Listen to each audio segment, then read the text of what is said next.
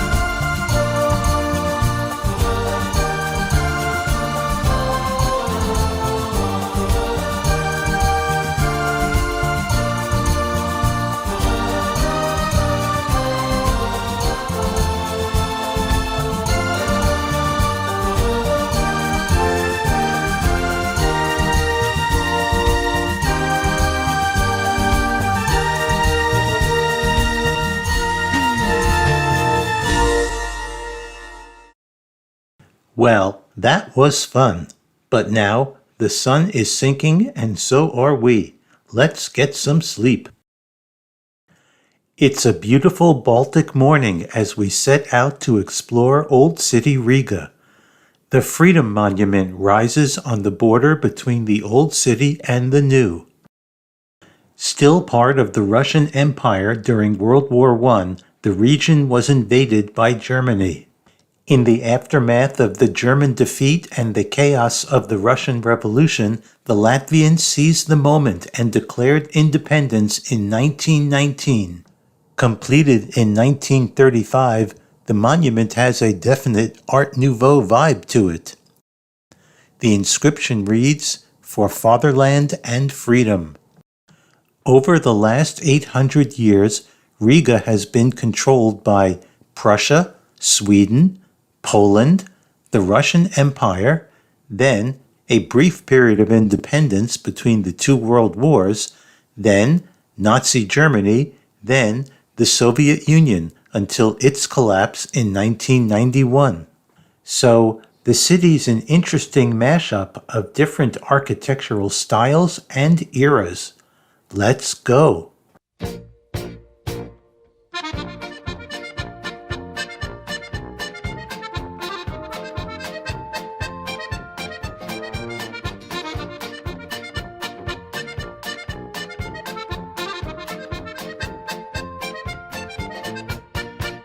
On this street, 3 homes in a row from 3 different centuries: 15th,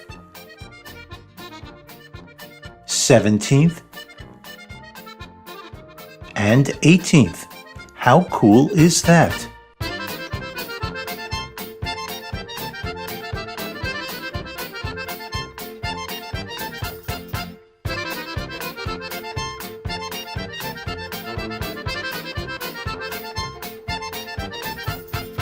Although obviously reconstructed, the old city wall and army barracks have been here for 500 years.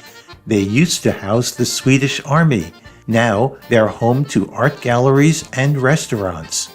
The Swedish gate was built for soldiers to pass through the wall. But years later, some eccentric genius decided to build a home over it. Probably just wanted a shortcut to get to the market.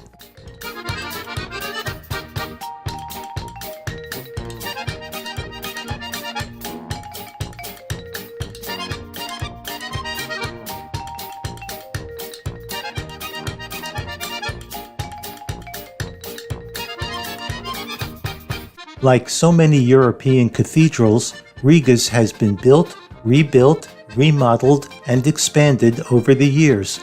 They're renovating the steeple right now. The grand exterior leads to a rather plain interior. I was expecting something more ornate. It's Lutheran, but religious services were prohibited during the communist era, and it was used as a concert hall. Fortunately, they preserved the beautiful stained glass windows from the 19th century. These depict famous scenes from Riga's history. And look, they even give some credit to my peeps. And of course, we can't forget about him. Behind the cathedral is a lovely cloister. The lower level dates back to medieval times. This place is really old. Check out the date on that plaque. You can just picture the monks filing through on their way to Mass, chanting with their arms folded and heads bowed. In contrast to the plaza out front, crowded with tourists, there was nobody here. So we lingered for a while, enjoying a few moments of peace and serenity. And now, our souls refreshed, it's time for lunch. And we're going all-out German sausage fest. The deep-fried breadsticks were crunchy and dusted with garlic. The meat chips were like a chewy salami. And the worst were the best. This should hold us until dinner.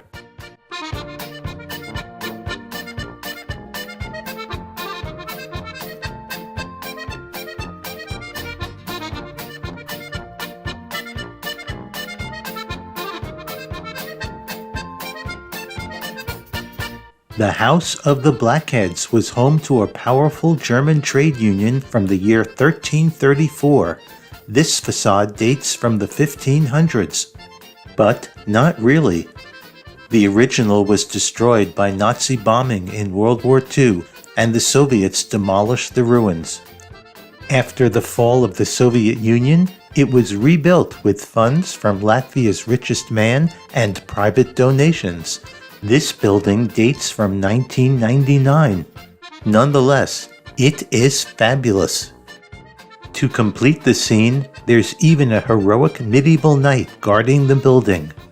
And here's St. George, still slaying that dragon. I tried to shoot a great selfie, but as soon as I set up my tripod, a group of Chinese tourists swarmed the plaza, milling about, chatting it up, and hogging the view. Arg! And if you're wondering about the name Blackheads, their patron saint was Saint Maurice, who was a Moor from North Africa.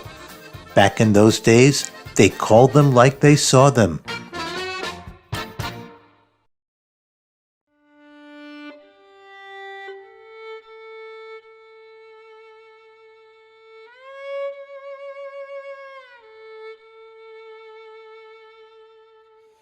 Down a quiet side street in Old City sits Riga's only remaining synagogue. All the rest were burned by the Nazis, many with the congregants still inside. The only reason this was spared? There was a church on the same block, and there were fears the flames would spread. Built in 1909 in, what else, Art Nouveau style, it was revived and maintained after the war, but was totally renovated in 2008 in a joint partnership with the EU and the Jewish community. Inside, it's beautiful, with bright natural light and shades of blue and gold, evocative of the Mediterranean. The motif is Egyptian and Assyrian, to remind us of our years of bondage back in ancient times.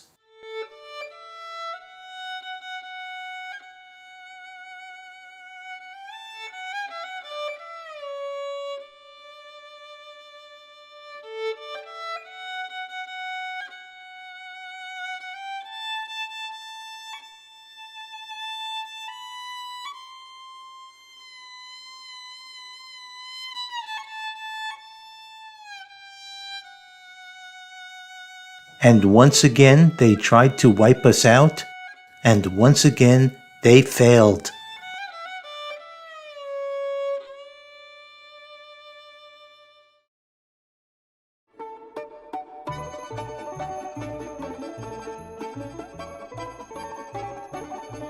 Riga's Central Market is located in a series of converted World War I Zeppelin hangars. We love food markets because they give insight into the true culture of the people. Outside, it's a fairly typical farmer's market with fresh produce and flowers. But the good stuff was inside the cavernous hangars. Case after case of fresh fish. And this was already late in the day. I'll bet the cases behind Judy were full this morning. Just look at all those huge chunks of salmon.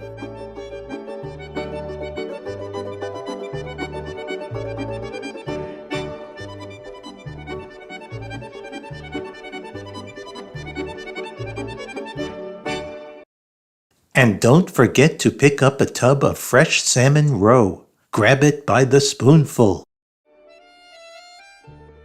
You can get your fish fresh, pickled, marinated, or smoked and dried. Hey, watch out with those big boys. You could poke somebody's eye out with one of those. But I realized that all those delicatessen specialties I always thought were Jewish are actually Baltic, and the Jews just brought them to America. I wonder what's in those cans. Maybe tuna fish? Oh dear, and wild boar, so hard to find in America. Definitely not Jewish, nor the sausage, nor the smoked pork belly, nor this. Must be tasty, there was only one left. But the beef tongue and cheeks, definitely kosher. Too bad we didn't get to try the Uzbek bread. It looked really good. But they did have a pastry stand, and those were very tasty. We really enjoyed our visit to the market, and we couldn't think of a better use for an old Zeppelin hangar. A few blocks from the market, this imposing building towers over the cityscape. Built in the 1950s, it was the Soviet Academy of the Sciences, and who knows what horrid experiments they performed there. The locals used to call it Stalin's birthday cake. Check out the hammer and sickle motif. To me, it's reminiscent of the Empire State Building, only more baroque and foreboding. There's an observation deck at the top, but by the end of the day we were too beat to go up. So we sat for a while, contemplating its fearsome presence, then caught a cab back to the hotel.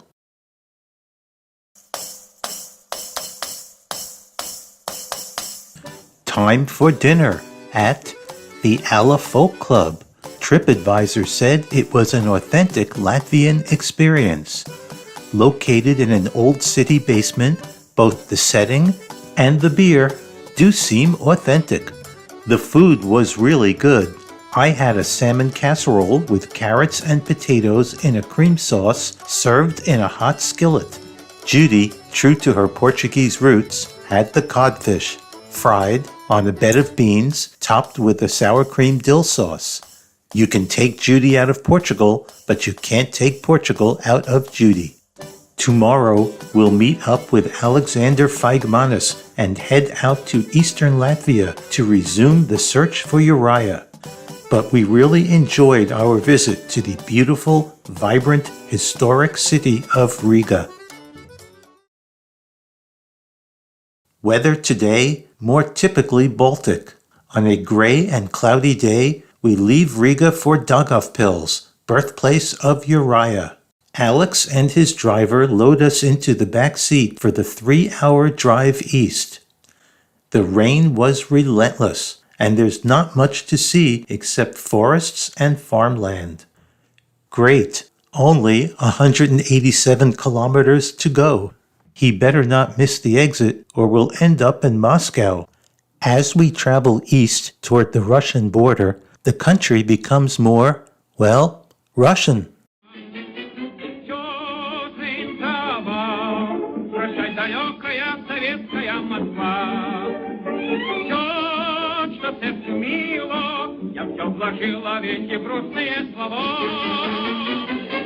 The driver pulls into this roadside stand in the middle of nowhere for a snack. Let's see what's on the menu. Although the tongue salad seemed pretty popular, only one left, we decided to skip it, as well as the herring in a fur coat. Ditto for the cold borscht soup with egg.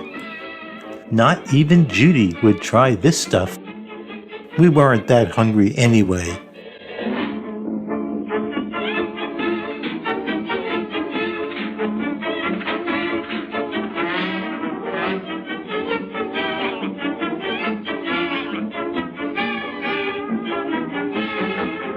Finally, we arrive in Daugavpils, just in time to celebrate its 740th anniversary. I can't believe I'm actually here. Daugavpils means castle on the Daugava River. The castle is long gone, but in its place is a museum honoring Daugavpils' most famous native son, the artist Mark Rothko. For those not familiar with his work, here are some examples I pulled off the internet. We decided to skip this museum as we're not convinced that these primitive paint splotches can be considered art.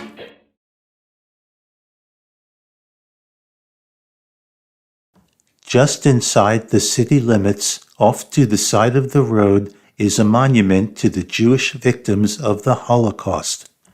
After the Nazi invasion in 1941, the Jews of Daugavpils and Kreslava were imprisoned in unsanitary, crowded ghettos. Most were then taken to these woods, forced to dig ditches, then shot and dumped into mass graves. This huge stone marks the site. The inscription reads, "To the memory of the children of Israel." There are also stones in memory of the thousands and millions of Jews in other countries murdered by the Nazis. As I pay my respects, the skies darken and open up with rolling thunder and a heavy cold downpour, as if heaven itself is crying, and I am suddenly overcome with sadness. Many of my relatives must have died here. At that moment, the Holocaust becomes personal to me.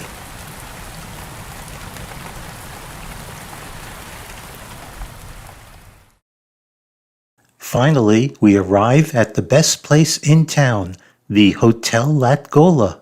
3.5 stars on Hotels.com. Across the street, there's a little festival going on. It's the first day of the new school year, and the children are putting on a show.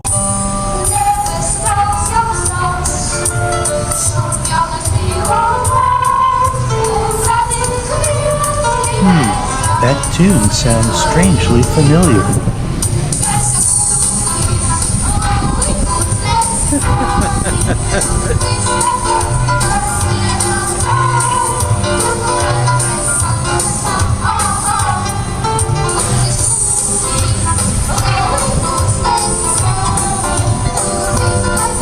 It sounds like it's right out of a Mel Brooks movie.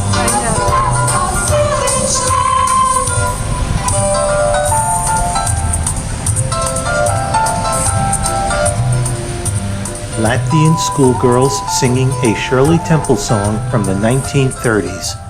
Thanks, girls. After visiting the mass grave of my ancestors, I really needed that.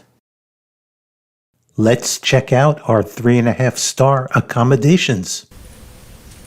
Здравствуйте! Here we are in our beautiful room, business class, in the Park Hotel Latgola in beautiful downtown Daugavpils.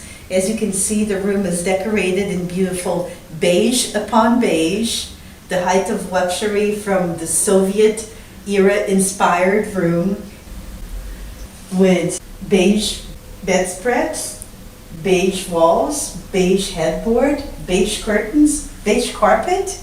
We have the luxurious 21-inch television, Widescreen, 21-inch. widescreen, with a beige sofa,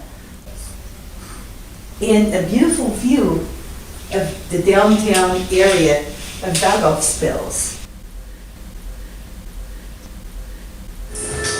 From the breakfast room, conference room, and ballroom atop the Park Hotel Latgola, we can get a beautiful view out the window at the sleepy little town of Daugavpils. Just waking up in the morning. Ancestral home of Uriah Noveck and his father. Down below, the town square, and there comes the tram to take people to work. It looks just like Mr. Rogers' neighborhood. Despite being Latvia's second largest city, next to Riga, there's not a lot going on in Daugavpils. During the Soviet era, it was an industrial town and home to an Air Force base, long since closed. There's a mall with a movie theater and a Chinese restaurant, not very good, a university, a big Russian Orthodox church, but otherwise not much inspiring, as the Soviets were not known for their contributions to world architecture. There is one synagogue left in the city, and Alex got us an invitation to visit. Built in 1850, it was renovated in 2005 with funds provided by the children of Daugavpils' favorite son, the artist Mark Rothko. The interior is plain and simple. Not many Jews returned after the war, and the congregation's very small. Upstairs, there's a small museum dedicated to the Jewish history of Daugavpils, which was a major Jewish center in the 19th century. By 1900, about 55,000 Jews lived in the city, almost half the population, and there were 40 synagogues. Before and after World War I, many Jews, like my ancestors, left due to the harsh conditions, and by 1935 there were only 11,000 left. The Nazis eliminated all of them, and today there are only a few hundred Jews in the region. Oi, enough with the history again. Let's go find Uriah. After a year of planning, we're on Kreslava Street, approaching Uriah's block. We'll never know exactly which home. After all, it's been over 100 years. Maybe it was demolished to make way for this cute modern two-story number. A wooden home. Maybe this one? No, too small. Maybe this one. But wait, this one. This would be a home large enough for a family of 7 plus a mother plus 2 unrelated tenants. This is the house of Uriah. Here we are. We've come a long way, but this is the street where Uriah lived.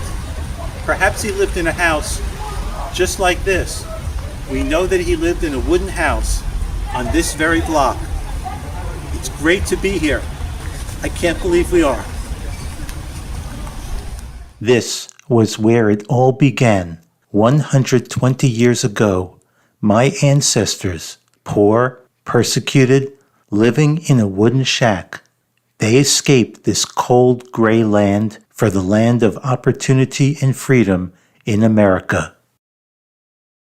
And once again, I am overcome with emotion, but this time with joy. Time for dinner, and I'm so hungry I could eat a wild boar. I pulled up Google Maps and found Gubernators, a quirky little restaurant in a basement by the university. A satiric homage to the Soviet era, it featured such icons as a hammer and sickle, USSR vodka, a Russian red fox wearing a fur cap, a collection of old samovars, and, my favorite, the Cyrillic eye chart. After the raw, rainy day, we had to try the potato soup with meatballs and a dollop of sour cream. Ironically, we both found entrees reminiscent of our youth. Judy had fried tongue with a side of rice. I had chicken gizzards in a cream sauce. They were good, but we both agreed that Mom's home cooking was better. Today has been an exciting, rewarding, but very long day. Tomorrow, we're off to Kreslava to continue the quest. It's a short ride to Kreslava, about 25 miles for the non-metric, as we roll along through farmlands and scattered woods.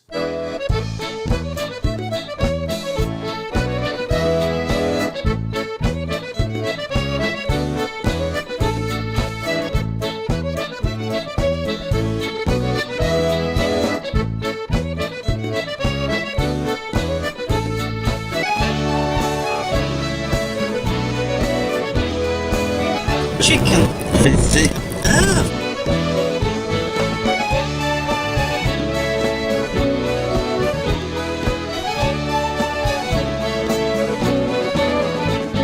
There's a little welcome station at the city line. I wondered about the Viking ship, but that will be explained shortly.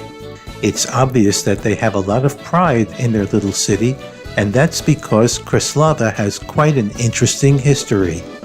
Yes, more history, but I promise you, it's interesting. In 1729, Count Jan Ludwig Plater, a Polish nobleman, purchased the city and became its lord and master. He and his descendants ruled Kreslava for almost 200 years before fleeing in the chaos of World War I. Fortunately, they were benevolent dictators, fostering trade and commerce. After all, the better the city did, the more they raised in tax collection. They were on the Daugava River trade route to Russia, so the city prospered.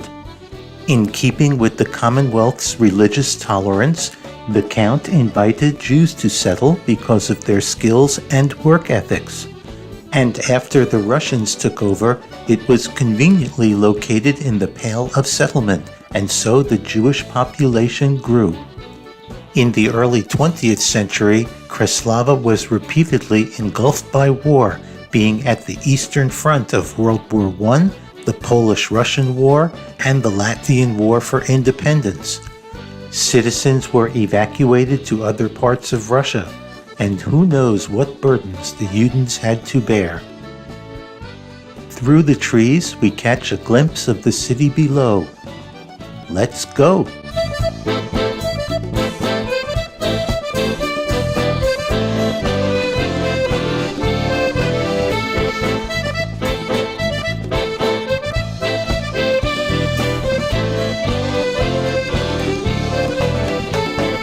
And Kreslava is a lovely little town, streets lined with tiny homes of wood and brick, just as described in the old Russian census.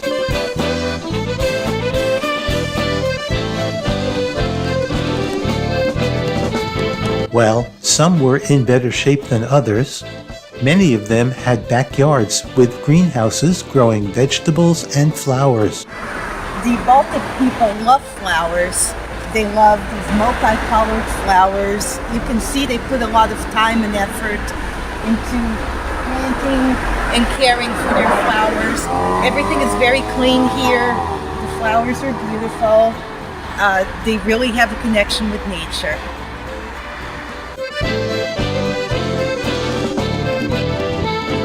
Alex asks a local woman for directions. Вот где нет, где фонтанчик. Это видели у нас, да, фонтан этот? Это после Вот, да, это не доходя вам не надо перед автовокзалом. There are no short answers in Russian. Да, повернете и направо. Да, вы тут улица Московская. With a little help, we arrive at Count Plotter's Castle. Built in the late 1700s, it was home to countless counts till 1917. Lucky me, I've brought my own countess. Who says fairy tales can't come true? The family fled the Russian Revolution in 1917, and the castle was sacked and vandalized. It now remains sealed and closed to visitors, but there's a museum on the property. Welcome to the Kreslava History and Art Museum.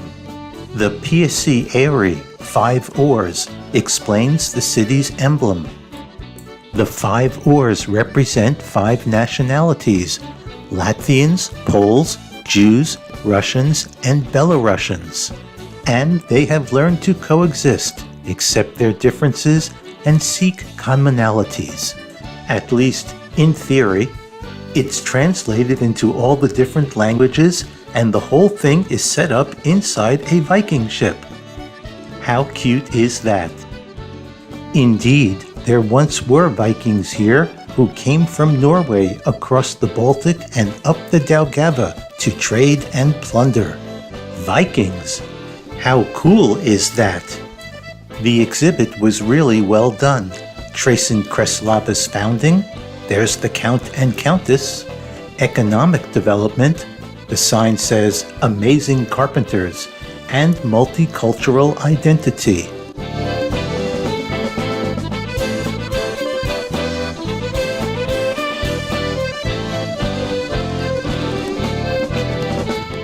And the Jews are well represented. Here's proof that Count Plotter was a benevolent ruler. He built the first synagogue in 1764, benevolent and enlightened. And here's something I did not know then, but just found out thanks to Google Translate. At the turn of the century, one of the largest production companies was a leather and bristle processing factory, which was owned by a Jew. And that was where both of my great-uncles worked. My further research revealed that the hours and conditions were so bad, the workers formed a union and in 1898 went on strike, forcing the owner to make concessions. Wow, history comes alive. My ancestors were among the first unionized employees. Yes, Kreslava had a thriving Jewish community with Hebrew schools, amateur theater, and even a Jewish mayor, Moisey Rabinovich. From 1927 to 1932, he came up with the 5 oars. But in 1941, he, the entire Jewish community, and the synagogue were all annihilated by the Nazis. At least this lovely little museum keeps their memory alive. At the end of the exhibit is a recreation of the music room from the last of the ruling plotters. We thank the Count and Countess for inviting us into their home. And now, let's go find the Udens. So, which one would be the home of my ancestors? We'll never really know, but we're on their street and there are so many to choose from.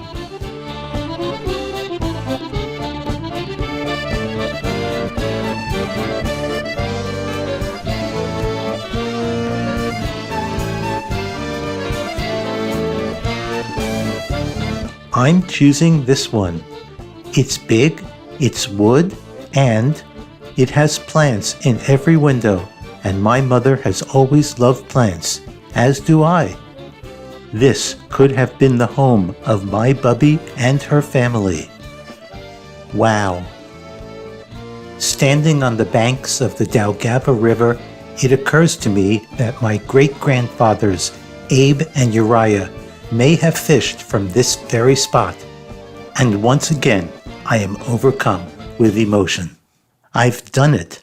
I've walked in the 100-year-old footsteps of my ancestors. What a thrill!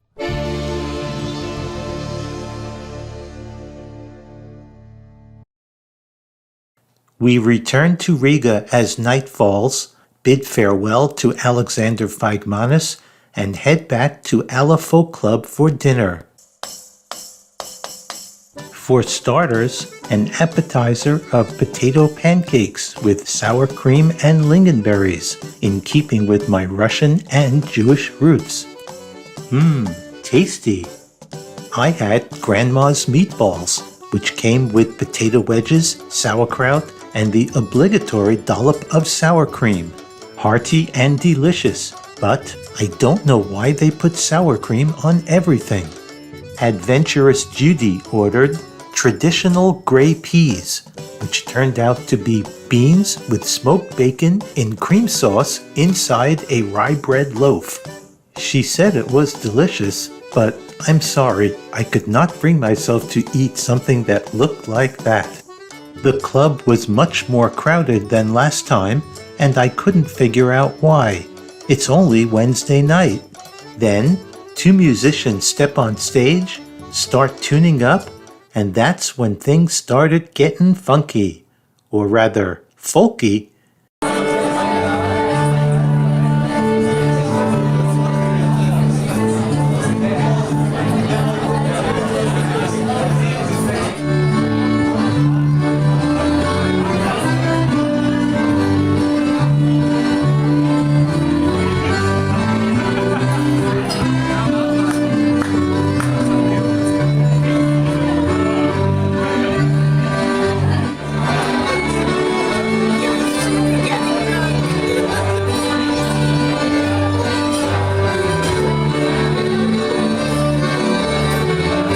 I told you the beer was authentic.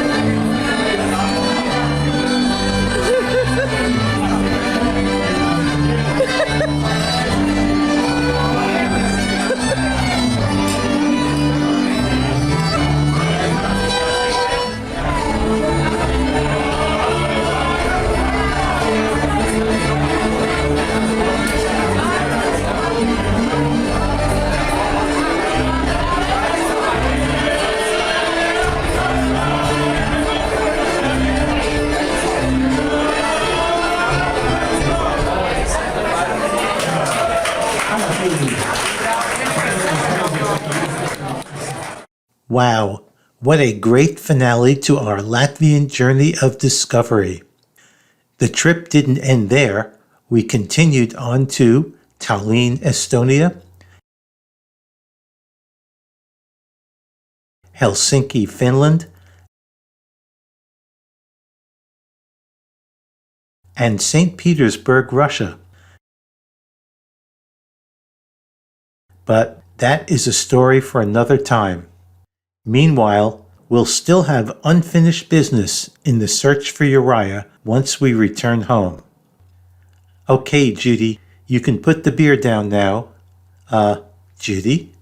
Judy?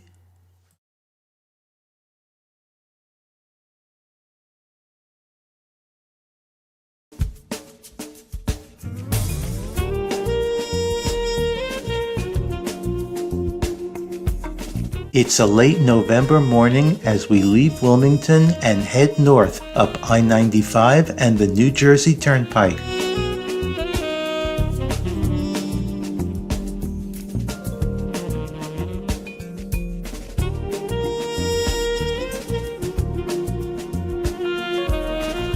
Through Staten Island and over the Verrazano Bridge into Brooklyn.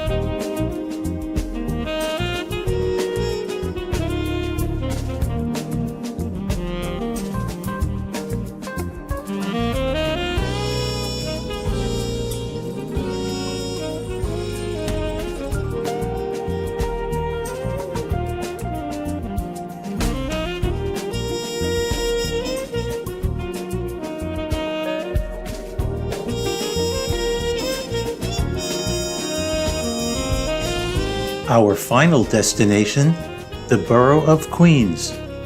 And it is indeed a final destination.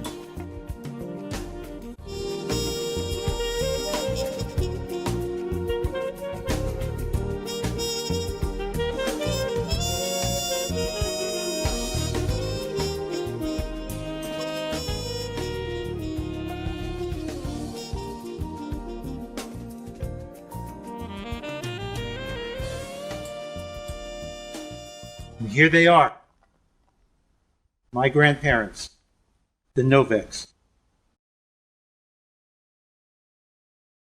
Here lies Meir Menachem Man, my Hebrew name, son of Uri, a Levite.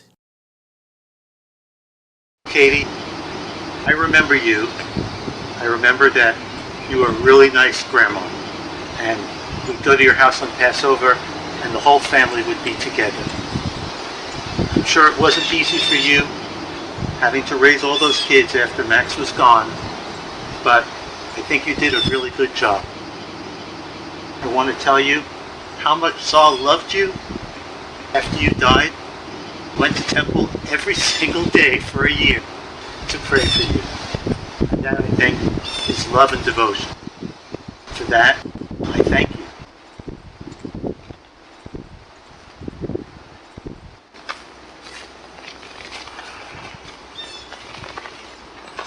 Grandpa Max, although I never knew you, I think you live on in me and in your descendants. I really admire you. You had the courage to leave your home, to come to America, to seek out a better life, to start your own business, to try to make things better for your family. From you, I think I get my sense of perseverance, self-reliance, and most of all, my good looks. And for that, I thank you. This stone, from your native country, the land where you came from, the land where your brothers and sisters died, is for you. Rest in peace. In the search for Uriah, we have traveled across oceans, rivers, and countries. Now, we travel across time, each step taking us further into the past toward the conclusion of our Odyssey. You can tell by the worn stones and overgrowth that this part of the cemetery is much older.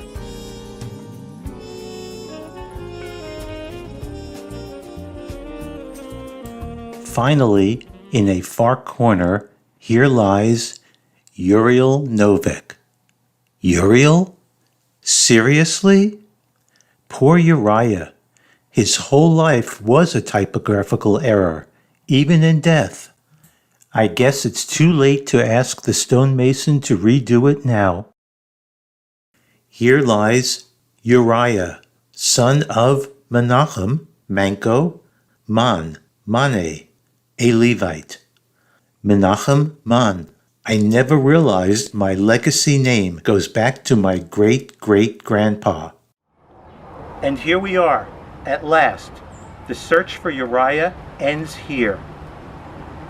Great-grandpa Uriah, although I never knew you, you had the courage to send your family to America, to better times. In doing so, you spared me and my family from the ravages of the Holocaust. And in so doing, you saved my life. For that, I am grateful. And then you came here to a strange world. I'm sure you didn't have an easy life. But I want you to know that your progeny, became doctors, nurses, lawyers, professionals, great Americans. And for that, we thank you. And this stone from your native country, where your brothers and sisters died, is for you. Thanks for saving my life. Also inscribed on the stone is the date of death from the Hebrew calendar, and these letters, which stand for the biblical quote, "May his soul be bound up in the bond of eternal life." And to that, we can only say, Amen.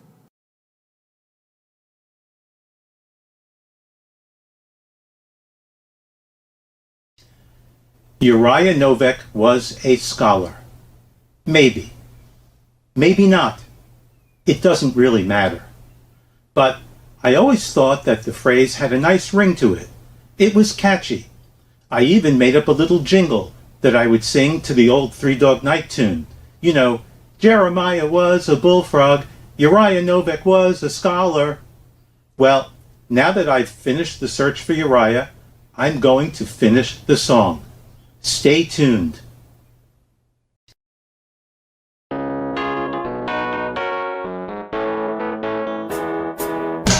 Uriah Noveck was a scholar, was a relative of mine. I'd never understand a single word he said, but I'd help him drink his wine. He had some mighty fine Passover wine, and singing joy to the world, all the boys and girls. Joy to the fishes in the deep blue sea, joy to you and me. If I were the king of the world, tell you what I'd do. I'd make a little wish and I'd make a little dish of Uriah's tasty fish for you.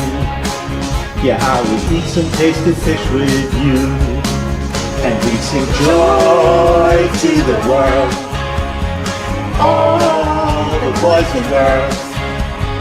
Joy to the fishes in the deep blue sea, joy to you and me.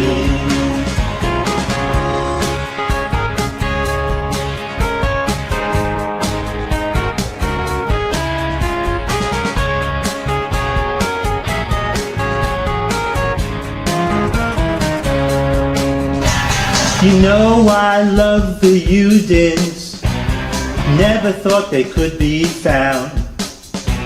But there's Aben Hama, living in Kraslava, old Count Flowers town.